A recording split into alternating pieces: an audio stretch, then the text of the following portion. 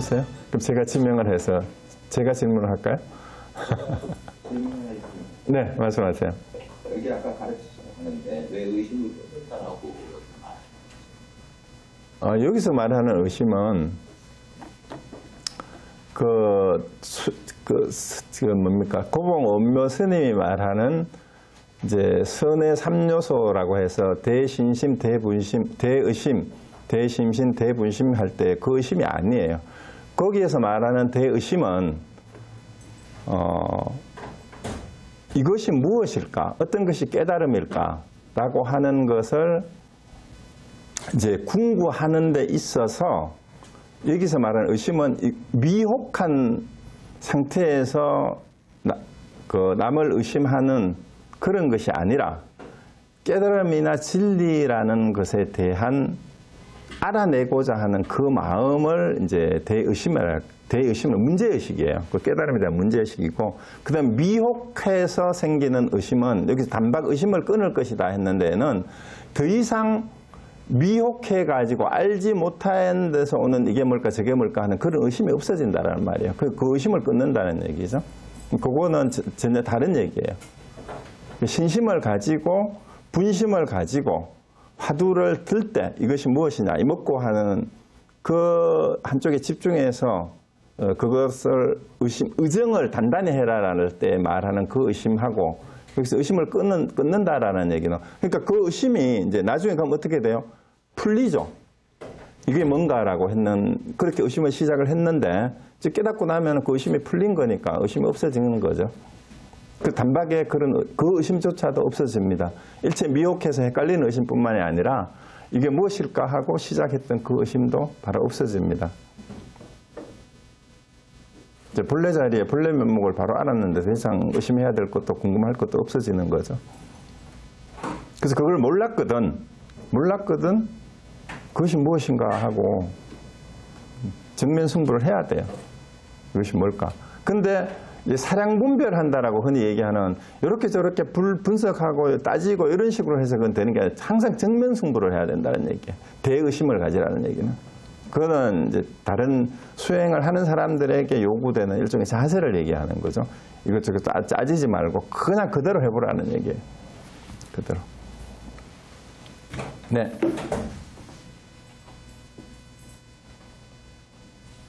그래서 말을 이제 똑같은 의심이라는 말을 하지만 이것이 문맥이라는 게 있잖아요. 문맥이 어떤 차원에서 하는 얘기인가.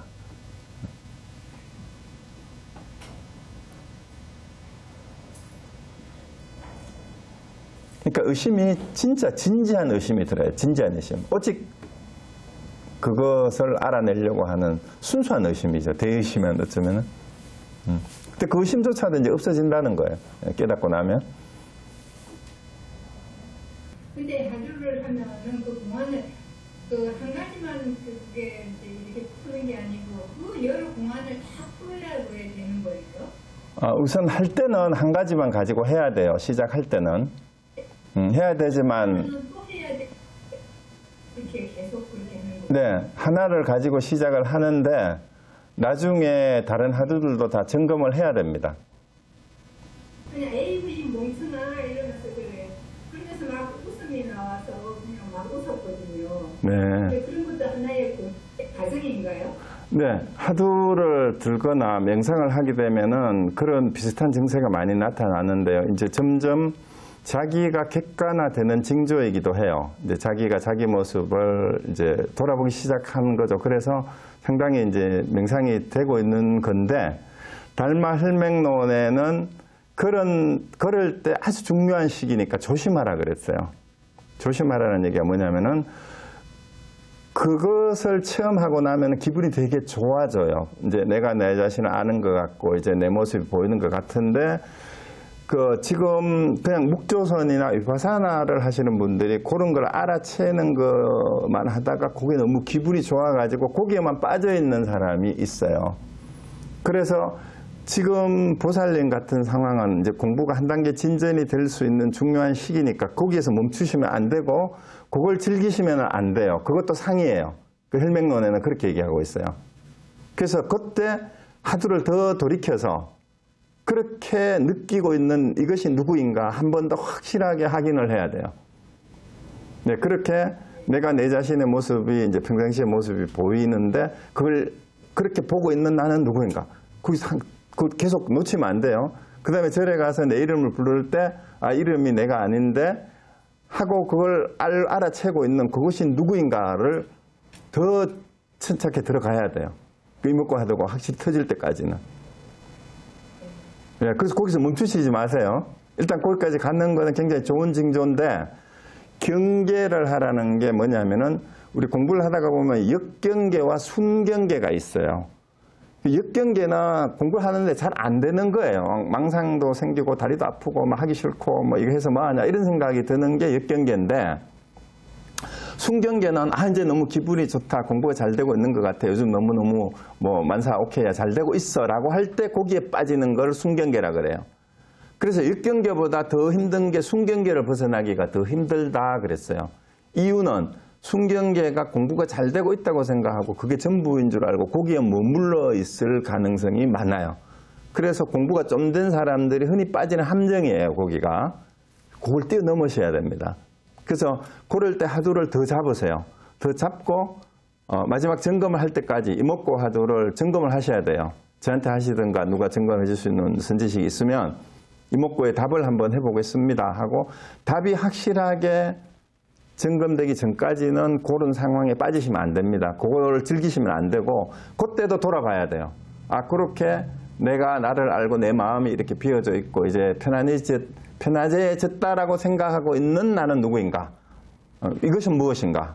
그걸 한 번 더 가야 됩니다. 그렇게 하셔서. 네, 하여튼. 알겠습니다. 네. 네. 아, 잘 하시고 계세요, 부장님. 그래, 일단 거기까지만 가도 되게 좋고, 사실은 거기까지 간 사람들이 얼굴이나 표정이나 이런 거 보면 되게 편안해 보이고 좋아 보이고 사람들이 공부가 많이 됐다라고도 주변에 얘기하고 또 그 마음으로 사람들을 대하고 마음을 써요. 그런데 문제는 본인이 거기서 공부가 다 됐다고 착각을 하면은 큰일이에요. 그건 아닙니다. 네. 네네. 들을 때마다 정리가 되어가는 느낌이고 네. 제 나름대로 풀지 못했던 어떤 문제들이 풀려나가는 듯한 느낌? 네. 네, 그래서 강의 들을 때마다 굉장히 좋고요. 더 정진할 수 있는 마음을 네. 갖게 되었습니다. 네. 감사합니다. 네. 네, 선생님, 제 페이스북에 올리시는 글하고 그림을 볼 때마다 사실 제가 이제 느껴요. 선생님이 제가 처음 뵀을 때 그 글하고 그림보다도 그림하고 글이 계속 변화하고 있고 더 명료해지고 하는 걸 저도 느끼거든요.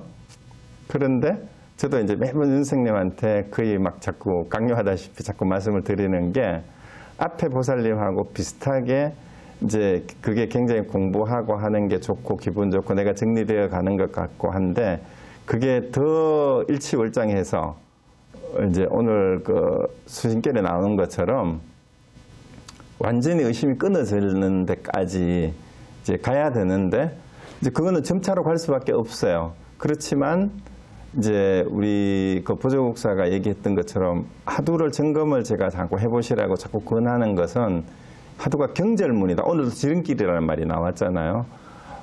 그게 더 빨라질 수가 있어요. 그렇게 하시는 게 그게 조금 어려워도 하두를 참고하시면서 답을 한번 해보시면서 하게 되면 그게 더 정리가 더 빨리 되시지 않을까. 그래서 저는 굉장히 사실은 기대도 하면서 잘 지켜보고 있습니다. 그래서 이렇게 답하는 거를 어려워하지 마시고 문자를 보내셔도 되고 전화를 하셔도 되고 그 지금 제가 해보라고 드렸던 하두를 틀린 답이라도 괜찮아요. 그냥 해보세요. 바쁘시면 답만 하고 아닙니다 하면 그냥 끊어도 돼요. 그러니까 답을 자꾸 한번 해보세요. 해봐야 지름길을 찾아요. 그래서 그거 외에는 제가 이렇게 선생님 하신 거 보면은 너무 제가 이제 글을 봐도 요즘 글이 너무너무 좋은 게 많아서 사실 내가 댓글을 못 달지만 우리 혹시 여기 우리 달리 들으시는 분들 중에도 페이스북 혹시 하시는 분들은 그 윤미경 스님 브라즈나라고 그 검색하면 너무 좋은 글하고 또 그림 같이 올려주시는데요. 직접 또 영어로 직접 쓰세요. 영어로 한글 같이 쓰시니까 영어를 얼마나 제가 보니까 너무 잘하시는 것 같아서 이제 선생님 글 보고 영어 공부도 하고 그럽니다. 제가. 네, 선생님 꼭 하두를 한번 자꾸 이렇게 미루지 마세요. 미루면 언제 우리 삶이 끝날지 몰라요, 사실은. 그래서 미루지 말고 기회가 됐을 때 그냥 하루라도 빨리 하십시오. 그게 좋습니다. 네. 알겠습니다. 네. 숭상 스님하고 고봉 스님의 그 주의 고양이 그 얘기를 하셨잖아요. 네. 그런데 이제 숭상 스님이 다른 화두를 만약에 다 했다면 그 주의 고양이 화두에서 고생을 해야 될 이유가 없지 않나. 저는 좀 그런 생각이 드는데요. 그건 사람마다 다릅니다. 실제로 해보면, 지금 격예하두를 하셨다 하더라도 이건 또 다른 거예요. 다른 하두입니다. 다른 하두라서, 저 같은 경우도 여러 하두를 굳이 말씀을 드리자면 하두는 한 2종류? 아니면 한 3종류밖에 없어요. 3종류가 있는데, 여기 이제 육조대사도 사람한테는 예리하고 둔한 게 있다 그랬잖아요. 좀 근기라는 말보다 조금 예민하고 빠른 사람은 하두 하나를 하면 우리 특히 격예하두에 해당되는 게 우리가 3000공안이니 1700공안이니 하는 데에서 한 3분의 2가 격예하두예요. 그러니까 그 하두, 격예하두 아무거나 하나만 하면 나머지 한 1700공안 중에 한 1500개는 그냥 다 돼요. 뭐 걸림이 없어요. 그래서 거기에서 격예하두를 이제 투과한 분들이 공부가 끝났다고 생각하는 분들이 많아요. 왜냐하면 유명한 대표적인 하두들이 대부분이 격예하두거든요. 그러면 그걸로 다 끝나니까 자기가 이제는 어디에도 걸림이 없다고 생각하는데 이런 하두들에 걸리면 오히려 더 고생을 합니다. 특히 또 남전참묘 같은, 거기도 고양이가 나오는데 남전 스님이 고양이 목을 베었다, 조주가 신발을 보고 일어났다. 이런 거는 격예하두를 했다고 되는 거 아니에요. 그리고 격예하두 중에도 판치생모 같은 하두가 있어요. 판때기 이빨에 틀났다. 이런 거는 격예하두를 했다고 바로 되는 게 아닙니다. 그래서 그런 게 있어요. 이 하두도 고생을 한번 해보세요. 답을 점검을 해보세요. 제가 파설한 거 아니에요. 지가 고양이 밥을 먹었다라는 게 무슨 뜻인지, 그리고 밥그릇이 이미 깨졌다라는 게 무슨 소식인지를 분명히 일러야 됩니다. 제가 이제 시 전체에 대한 얘기 말고 한마디로 얘기하면 시인하고 선사들하고 어떤 차이가 있을까? 이 얘기만 말씀을 드릴게요. 시인들은 이제 단적으로 얘기하면은 언어의 한계를 처절하게 느껴서 그거를 버릴 줄을 몰라요. 시인은. 왜냐하면 시인은 언어를 통해서 어쨌든 표현을 해야 되니까 언어를 버리지를 못해요. 시인의 한계가 제가 보면 거기에. 근데 선사들은 언어를 버려요. 그 언어를 버리는데 그 시인들은 어떤 식의 상징이든 어떤 표현이든 이제 말라르마가 했던 것처럼 문자 조합을 하고 의문을 그 가군을 맞춰 가지고 다르게 표현하고 이런 거를 해서 나름대로 존재나 자기의 느낌이나 깨달음이나 무의식이나 문화 이런 걸 표현을 해내려고 노력을 하지만 선사들은 한마디로 그걸 딱 깡그리 무시해버려요. 선사들의 격의 언어라는 것, 뜰 앞에 잣나무다, 마른 똥막대기다라는 거는 얼핏 보면 그러한 그 상징주의 시들과 비슷한 뭔가 그 의미를 찾아내려고 하는 표현하고 유사성이 있어요. 근데 이제 우리 언어 분석 철학에서 얘기하는 기이나 기표는 언어 분석 철학자들이나 시인들은 그 길을 빠져나갈 수가 없어요.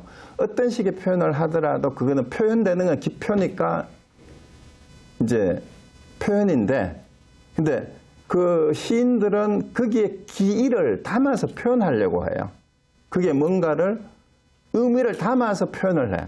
아무리 어렵든 쉽든. 근데 선사들의 언어는 예를 들어서 어떤 것이 조사가 서쪽에서는 뜻입니까? 뜰 앞에 잣나무니라. 이렇게 얘기했는데 시인들이 뜰 앞에 잣나무라고 표현했을 때는 뜰과 앞과 잣과 나무와 이런 하나하나의 단어에 어떤 뭔가를 담아내서 전달을 하려고 해요. 그런데 선사들의 언어는 그렇지 않아요. 그러니까 어떤 게 조사가 서쪽에서는 뜻입니까? 하니까 뜰 앞에 잣나무니라 하니까 제자가 묻잖아요. 제자가 반문을 해요. 대들어요. 스님께서는 화상께서는 잣나무를 가지고 확인을 가르치려고 들지 마십시오. 이러니까 조주가 뭐라고 해요? 나는 잣나무를 가리킨 것이 아니다 얘기를 하잖아요. 그러니까 제자가 다시 물어요. 어떤 것이 조사가 서쪽에서는 뜻입니까? 또 뜰 앞에 잣나무니라 해요. 자, 그래서 선사의 언어에, 격의 언어는 뜰 앞에 잣나무니라 했을 때 뜰, 잣, 앞, 나무 이런 거는 아무 관계가 없어요. 그래서 제가 전에 강의할 때 이런 비유를 하나 한 적이 있었어요. 어느 신문 기사, 종교신문 기사인데 그 조주 관음원이 지금 중국에 있어요. 조주에. 거기를 직접 조주 스님이 살던 땅을 답사를 하고 기사를 썼어요. 신문에. 근데 조주 관음원에 가보니까 잣나무가 없더래요. 측백나무만 있더래, 그 주변에. 그래서 우리나라 선사들이 무식해가지고 뜰 앞에 잣나무라고 잘못 번역했다. 이렇게 기사를 그렇게 써놨더라고. 근데 여러분 한자에, 여기 보이시는지 모르지만, 측백나무 백자하고 이 나무목변에 흰 백자 위에 짝대기가 있고 이렇게 쓰는 거하고, 나무목자에 위에 짝대기 없고 이렇게 쓰는 글자가 발음도 똑같고 중국어 발음도 똑같고 한국 발음도 빠기. 측백, 정전 백수자 할 때 어떤 책은 이렇게 돼 있는 게 있고요. 어떤 책은 요 글자로 돼 있는 게 있어요. 자, 그러면 이거를 받아 적을 때나 아니면 프린트할 때 미스프린트일 가능성이 있죠. 조주 스님이 뜰 앞에서 정전 백수자 중국 발음으로 했다 치더라도 이 백자를 요 위에 요 글자인지 그냥 듣는 사람은 모르고 조주 관음원에 있던 사람은 조주 관음원 뜰 앞에 그 측백나무만 있대. 측백나무 백자를 썼겠지. 그런데 이거를 그냥 소리를 받아들인 사람은 측백나무인지 잣나무인지, 그리고 우리나라에서는 측백나무보다는 잣나무가 흔하잖아. 특히 산사 근처에는. 해인사에도 잣나무가 많거든. 그 해인사에서 할 때는 당연히 뜰 앞에 잣나무니라 이렇게 번역하는 게, 이게 번역자의 나름의 다르게 번역할 수도 있잖아. 그리고 잣나무든 측백나무든 소나무든 그거하고는 아무 관계가 없는 말이에요. 그런데 시인들은 말라르메가 어떤 식으로 표현을 했다 하더라도 측백이면 측백, 자시면 자세, 뭐 의미 부여를 해서 시인들은 그걸 표현하려고 해요. 근데 그런 게 아니에요. 선의 언어는 그거하고는 아무 관계가 없습니다. 그래서 만법기일에 대해서 조주는 또 이런 얘기를 하죠. 만법기일 일기하죠. 만법이 하나로 돌아가는데 하나는 어디로 돌아갑니까 하니까, 내가 청주에 있을 때 적삼을 하나 만들었는데 무게가 7건이더라. 이렇게 얘기를 해요. 아제 청주 작일포삼 중천근 중7천근 전 7천 무게가 7 중7근이라고 이렇게 얘기해요. 근데 이거를 두고 내가 일본의 무슨 선사상사, 일본의 아주 유명한 불교 철학자래요. 그 사람이 선종사상사 강의를 일본 무슨 대학에서 특강을 했는 거야. 한국으로 번역을 했네. 아는 분이 번역을 해서 그 일본의 어느 교수님 번역을 했는 책 선종사상사를 나보고 마친 어느 스터디 모임에서 논평을 좀 해달라고 해서 그 책을 보다 보니까 이제 만법기일 일기하차하도에 대해서 내가 청주에 있을 때 적삼을 하나 만드는데 무게가 7건이더라. 이거를 아주 해설을 해놨는데 철학적으로 해설했더라고. 이 청주가 중요하다. 이 조주가 그 사는 땅하고 청주하고의 관계, 그 다음에 적삼을 얘기했던 게 그때 그 당시의 서민들의 삶을 이게 삼배적삼이다. 뭐 이런 얘기하고, 그게 무슨 그 선사들의 그런 조주 스님의 청빈한 삶을 나타내는 거고 뭐 어쩌고 이런 소리를 막 적어놨더라고. 근데 그런 거하고 아무 관계가 없어요. 그래서 내가 아주 혹평을 했어요. 이거는 일본에서 유명한 불교 철학자인지는 모르지만 전혀 선불교 수행하고 선종 사상사를 전공하는 아주 주목받는 철학자라고 그러는데, 내가 보기에는 선을 수행을 전혀 해보고 감도 잡지 못한 사람이다. 그래서 내가 보기엔 엉터리 책이다. 내가 이렇게 평을 해버렸어요. 그런데 그거랑 똑같아요. 그래서 시인들과 이제 물론 저거는 다릅니다.